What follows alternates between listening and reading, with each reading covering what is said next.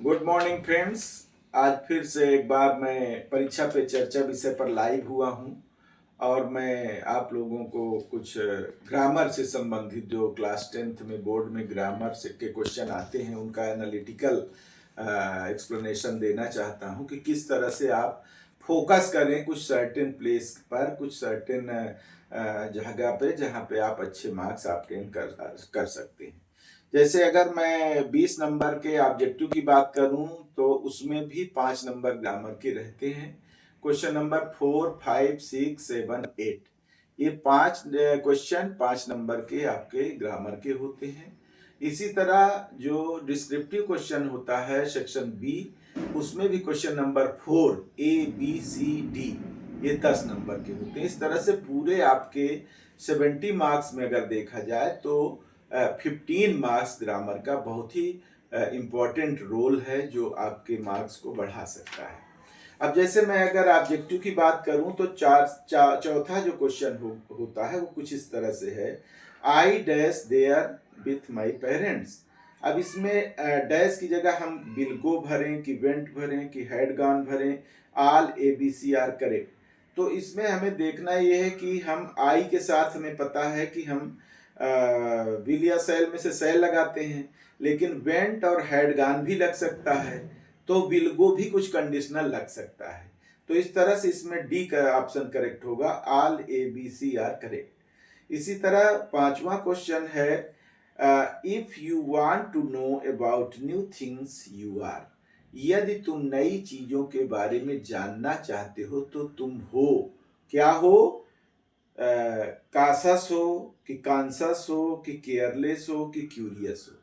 तो अब यहाँ सबका अर्थ अगर हमको पता होगा, कासस मीन्स सावधान होता है, कॉन्सियस मीन्स सचेत होता है, केयरलेस मीन्स लापरवाह होता है, क्यूरियस मीन्स जिज्ञासु होता है। तो यहाँ अगर तुम कुछ चीज जानने की इच्छा रखते हो तो तुम क्यूरियस हो, तो यहाँ डी ऑप्शन आपको लगाना है।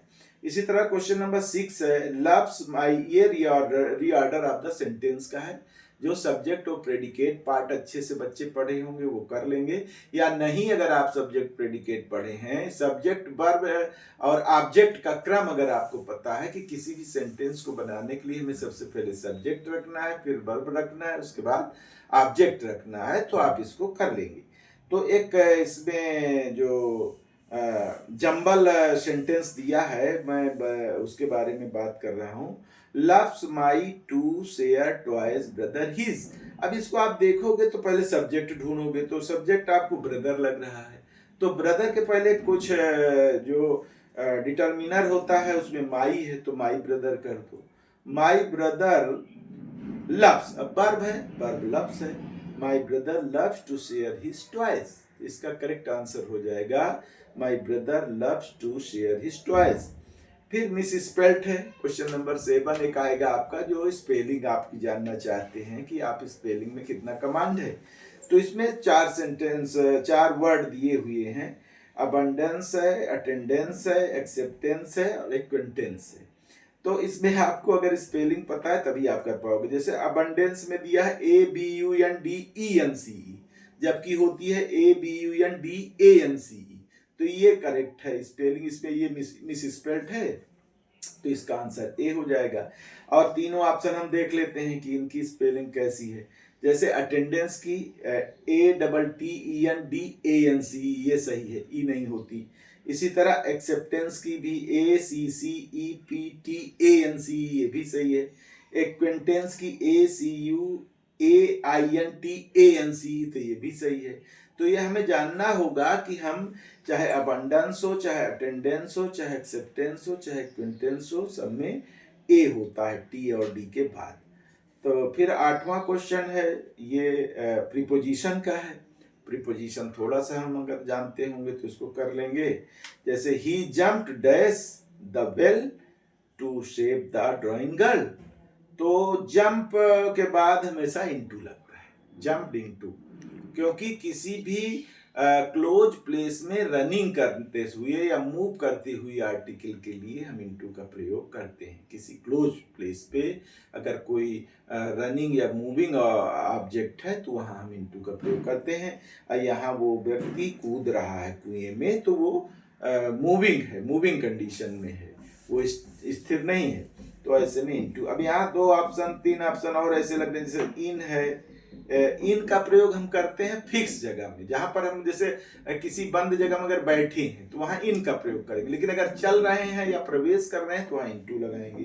फ्रॉम आप जानते ही हैं कि फ्रॉम कहीं से अलग से के अर्थ में लगता है, और एट टाइम पीरियड और प्लेस का टाइम और प्लेस का पॉइंट के लिए एट प्रयोग करते हैं। छोटे स्थान के लिए, छोटी जगह के लिए एट लगाते हैं।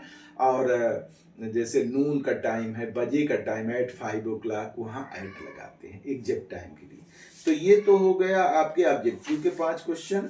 अब हम लोग बात करेंगे क्वेश्चन नंबर 4 की, जिसके जो डिस्क्रिप्टिव हमें करना है ए, बी, सी और डी। तो ए में होता है डायरेक्ट इनडायरेक्ट, जो 2 नंबर का आएगा। बी में पैसिव वॉइस, ये भी 2 नंबर का। सी पंक्चुएशन, ये भी 2 नंबर का। और डी जो है वो ट्रांसलेशन है, वो 4 नंबर का आता है। डायरेक्ट इनडायरेक्ट एक दिन में पढ़ने की बात नहीं, जो रूल्स है उनको आप रिवाइज कर लीजिए। उसमें आपके अफर्मेटिव टेंस में क्या चेंज करते हैं, इंट्रोगेटिव में क्या करते हैं, इंपरेटिव में क्या करते हैं, सारे रूल्स आपको आने चाहिए। जस्ट अभी रिवीजन का टाइम है। हम एक उदाहरण दे देंगे इसमें जो दिया गया है। जैसे इसमें दिया है, the boy said to the teacher, comma inverted commas, please give me 1 day leave, एक दिन लीव के लिए। तो अब यहाँ हम जानते हैं कि प्लीज अगर लगा है तो हम जान जाएंगे कि इंपरेटिव सेंटेंस है। अब इंपरेटिव सेंटेंस जानते ही हम उसको कहाँ पर कंजंक्शन में क्या चेंज करना है, रिपोर्टिंग वर्ब में क्या चेंज करना है, रिपोर्टेड स्पीच में क्या चेंज करना है, और रिपोर्टिंग वर्ब में क्या चेंज करना है, ये सारी चीजें। तो जैसे the boy said to the teacher, तो टीचर से कह रहा है तो यहाँ रिक्वेस्टेड हो जाएगा। तो प्लीज भी लगा है, इससे भी लग रहा है कि रिक्वेस्टेड हो जाएगा। तो the boy requested the teacher. अब प्लीज हट जाएगा, ये नियम है इसका कि अगर इंपरेटिव सेंटेंस में प्लीज या अपलाउडेड लगा है तो हट जाएगा।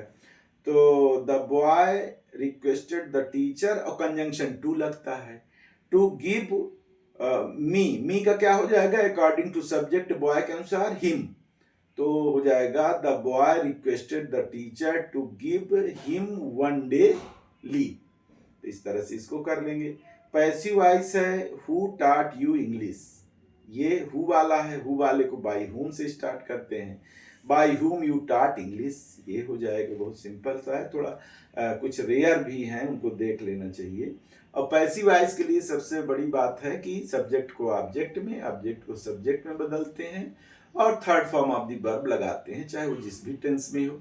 और ये भी पता होना चाहिए कि 12 टेंस में से 8 टेंस का ही पैसिव वॉइस बनाया जाता है। आगे हम लोग पंक्चुएशन की बात करें। पंक्चुएशन में थोड़ा टेक्निक अगर जान जाएंगे तो 2 नंबर फ्री का होता है। पंक्चुएशन मोस्टली स्मॉल लेटर को कैपिटल में कहाँ बदलना है, कहाँ पर कामा लगाना है, कहाँ पे फुल स्टॉप लगाना है, ये होता है। जो हाई स्कूल में आता है पंक्चुएशन, वो डायरेक्ट इनडायरेक्ट फॉर्म में आता है। वो जानना चाहता है कि बच्चे को कामा और इन्वर्टेड कामा लगाना आता है कि नहीं आता है। तो जैसे इसमें दिया है, he wrote I can not, I can come because I am ill, तो ही का एच कैपिटल लेटर हो जाएगा, क्योंकि पहला लेटर हमेशा कैपिटल लेटर होता है। और ही रोट, रोट के बाद जैसे सेड की तरह रोट भी है, तो रोट में भी आप कामा और इन्वर्टेड कामा से स्टार्ट कर देंगे।